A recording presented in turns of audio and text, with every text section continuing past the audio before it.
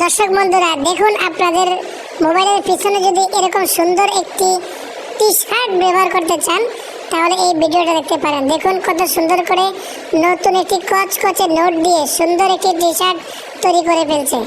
যদি আপনার কাছে ভিডিওটি ভালো লাগে তাহলে সুন্দর করে একটি লাইক, একটি কমেন্ট, এমনকি একটি শেয়ার করতে ভুলবেন না। আপনার বন্ধুদেরকে পাঠিয়ে দেন, সবাই যেন এই টেকনিকটা শিখতে পারে, সবাই যেন তাদের নিজের ব্যক্তিগত ওয়ালপেপারে ব্যবহার করতে পারে। ধন্যবাদ সবাইকে।